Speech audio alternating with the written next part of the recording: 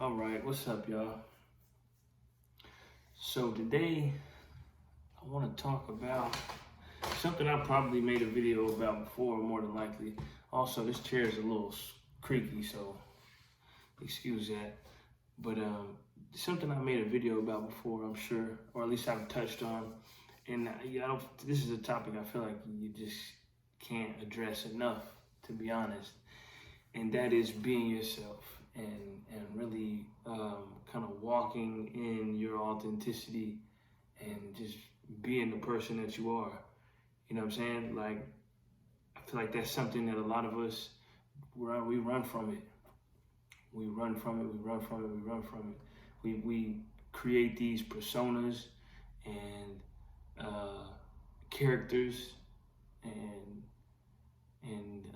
just false individuals, these caricatures of individuals and people that we want to be or we want to be like.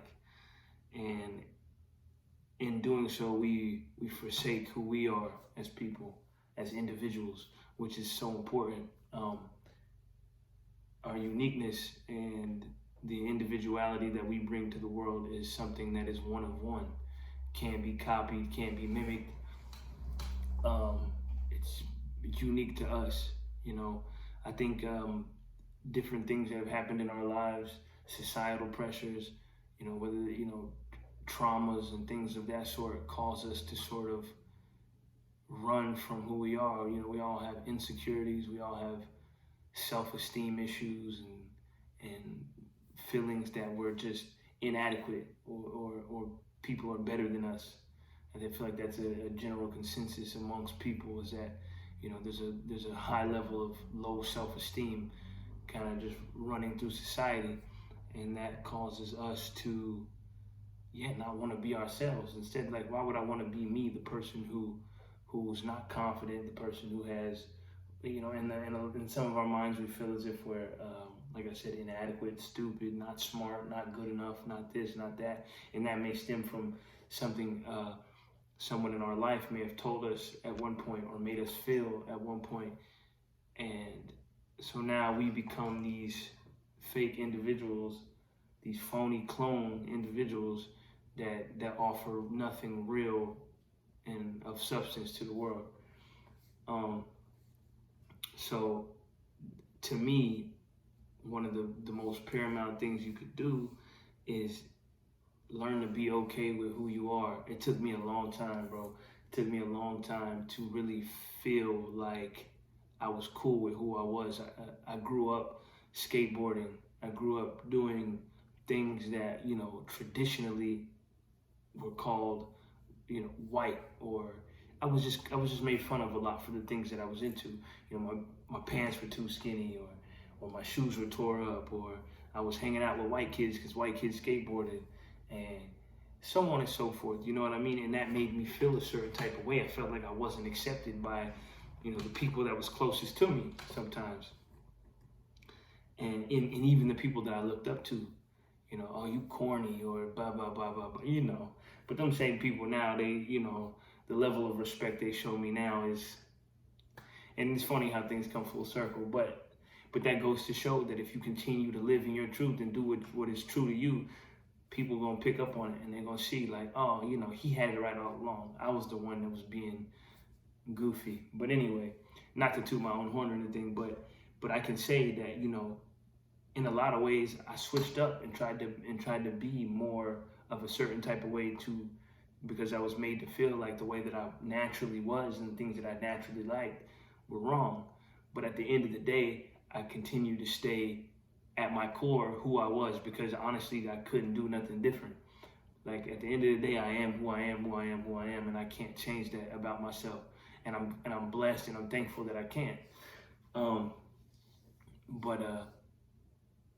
So I understand why a lot of people have these feelings or when I see someone who is clearly putting on an act or clearly doing things that are trying to convince me that they're a certain type of person, when I may know this person through and through, and I know that this person is putting on an act, but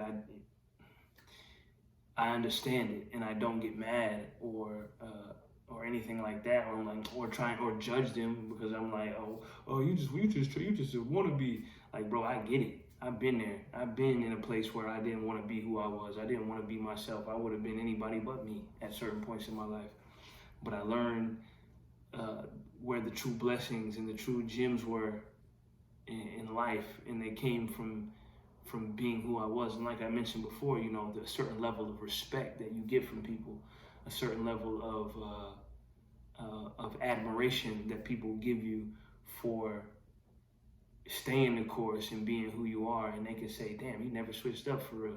He always been who he is. And that's something that, you know, to me anyway, I can't speak for everyone, but that has a lot of value to me, for someone to say, man, he really is who he says he is. He really is who he portrays to be, you know.